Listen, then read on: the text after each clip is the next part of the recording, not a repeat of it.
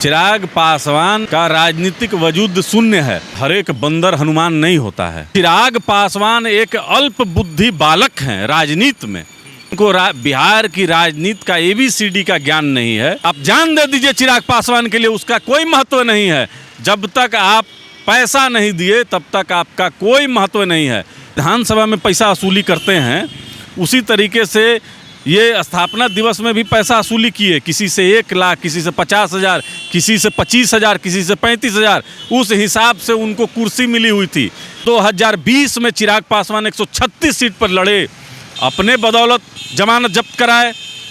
चिराग पासवान कल अपनी पार्टी का 24वां स्थापना दिवस मना रहे थे, तो दूसरी तरफ पशुपति पारस जी भी हाजीपुर में अपनी पार्टी का स्थापना दिवस मना रहे थे। लेकिन कल उसी दिन मतलब देखा जाए तो एक तरफ चिराग पासवान जो हैं वो अपने चाचा जी पर आरोप लगा रहे हैं, कह रहे हैं कि उन्होंने राजनीतिक रूप से उनकी हत्या करने की कोशिश की है। हमारे साथ इस मुद्दे पर बात करने के लिए रालोजपा के चंदन सिंह जी हैं। चंदन जी, राजनीतिक रूप से हत्या करने की कोशिश की है उनके चाचा ने।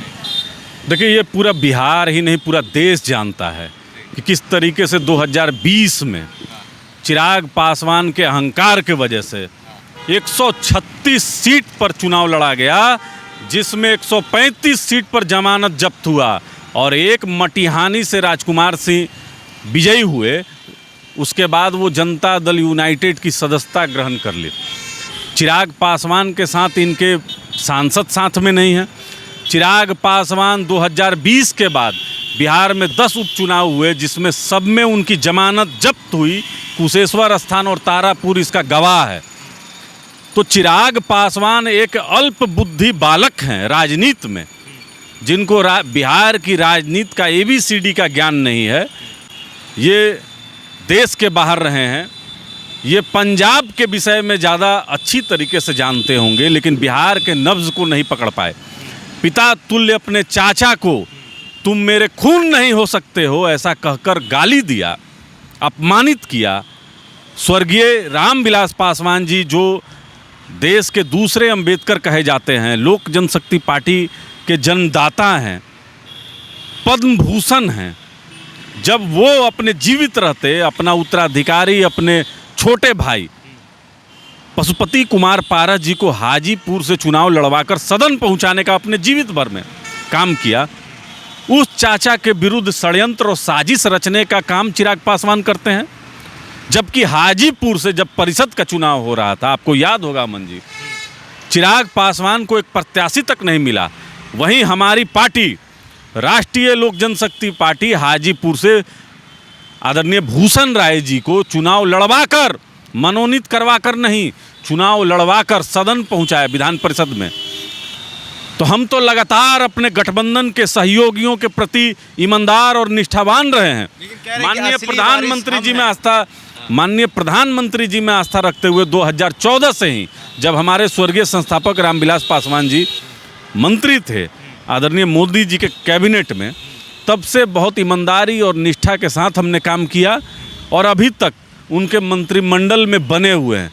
चिराग पासवान का कई बार आपने सुना होगा, अगले मंत्रिमंडल में वो मंत्री बन रहे हैं, अगले में बन रहे हैं। 2020 में खुद छोड़कर भागे। अभी उन्होंने ख्वाहिश जाहिर नहीं की है मंत्री बनने की।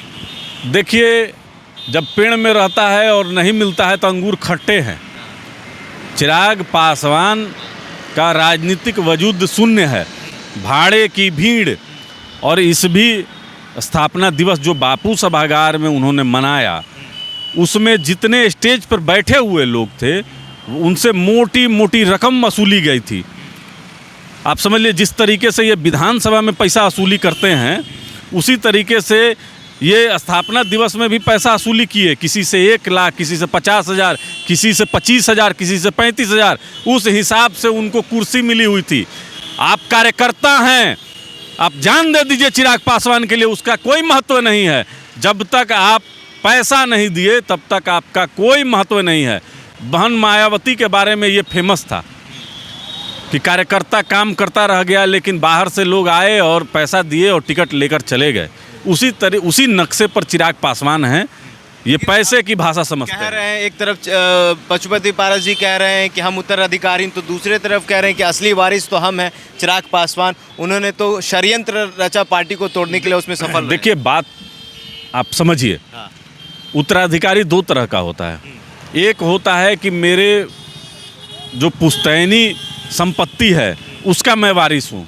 हमारे पिता ने जो संपत्ति अर्जित की, मैं एज ए पुत्र होकर उस संपत्ति का वारिस हूँ, इस पर कोई दावा नहीं कर सकता। लेकिन दूसरी तरफ जहाँ आपके पिता देश के नेता हों और एक आदर्श बन गए हों गरीब, दलित और गरीब स्वर्णों के, उनकी एक विचारधारा है, तो उनका उत्तराधिकारी वही होगा ना जो उनकी विचारधारा को लेकर आगे चलता हो। आपको बिहार की जनता अगर स्वीकार नहीं कर रही है, क्या अमन जी, मैं आपसे जानना चाहता हूं, आप वरिष्ठ पत्रकार हैं, कि क्या 2014 में चिराग पासवान अपने बदौलत चुनाव जीते? क्या 2019 में चिराग पासवान अपने बदौलत चुनाव जीते? क्या 2020 में चिराग पासवान 136 सीट पर लड़े, अपने बदौलत जमानत जब्त कराए? क्या अभी तक कोई भी ऐसा माइलस्टोन है जो चिराग पासवान ने दिखाया हो आपको कि मैं वोट ट्रांसफ़र कर सकता हूं? हनुमान तो खुद को मोदी जी का वही कहते हैं।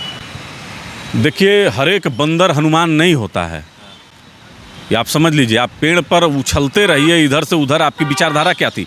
2020 में यही भारतीय जनता पार्टी न थी, जनता दल यूनाइटेड था और लोक जनशक्ति पार्टी गठबंधन में थी। आप ये कहकर बाहर निकले कि हमको गठबंधन में कम सीटें मिल रही हैं। आप कुछ दिन पहले का चिराग पासवान का बयान निकाल लीजिए, जब माननीय प्रधानमंत्री जी ने तेलंगाना में स्वर्गीय रामविलास पासवान जी का नाम लिया, तब ये कहे कि भाई, इनका फेसबुक पोस्ट आप देख लीजिए, कहे कि अब तो ये साबित हो गया कि भाई हम मोदी जी के कितने नज़दीक हैं और कौन असली उत्तराधिकारी है। यानी अपने बयान से डुअल स्टैंडर्ड इनका बराबर रहता है। पहले कह रहे थे कि नीतीश कुमार जी के प्रताड़ित करने पर हम भागे, और उस समय कहते थे कि नहीं, गठबंधन में हमको सीटें कम दी जा रही थी, इसलिए हम बाहर चले आए। आखिरी सवाल आपसे करेंगे चंदन जी, क्या चाचा जी और चिराग पासवान जी मतलब रेस लगा रहे हैं कि कौन मोदी जी के ज़्यादा करीब है और किसको बिहार का कमान मतलब संभाला जाएगा गठबंधन की तरफ से? देखिए, ये तो फैक्ट है, बताने की ज़रूरत नहीं है कि आदरणीय मोदी जी के कैबिनेट में हमारे नेता आदरणीय पशुपति कुमार पारस जी कैबिनेट मंत्री हैं, और 2014 से ही हम निष्ठा के साथ माननीय प्रधानमंत्री जी के साथ हैं और उनके हर एक नीतियों का हम समर्थन करते हैं। वहीं चिराग पासवान को अगर देख लीजिएगा तो आप 21, 22 और 23 का ट्विटर हैंडल उठाकर देख लिए, जिसमें एक बार भी माननीय प्रधानमंत्री को चिराग पासवान ने ईर्ष्यावश कभी भी जन्मदिन की बधाई नहीं दी।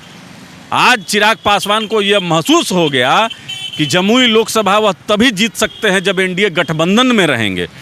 आप 2020 में अकेले लड़े थे, आप क्यों नहीं अकेले लड़ते हैं? अकेले लड़के अपना ताकत दिखाइए। स्वर्गीय रामविलास पासवान जी के देहांत के उपरांत जो सिंपैथी वोट मिला, उसको आप बताते हैं कि ये हमारी लोकप्रियता थी। चिराग पासवान बिहार की राजनीति में शून्य बटे सन्नाटा हैं, इनको कोई समझ नहीं है, ये अबोध बालक हैं राजनीति के। चलिए, चंदन जी हैं, रालोसपा पार्टी के प्रवक्ता हैं और कह रहे हैं कि भैया शून्य है, चिराग पासवान अपने दम पर चुनाव नहीं लड़ते हैं, सिर्फ पिताजी के बात पर दम पर लड़ते हैं, लेकिन मोदी जी के जो सबसे करीबी हैं वो पशुपति पारस जी हैं। बहरहाल आपकी क्या प्रतिक्रिया हमारे कमेंट बॉक्स में ज़रूर बताइएगा। बहुत बहुत धन्यवाद। वो वाला पे बोल दिए ना।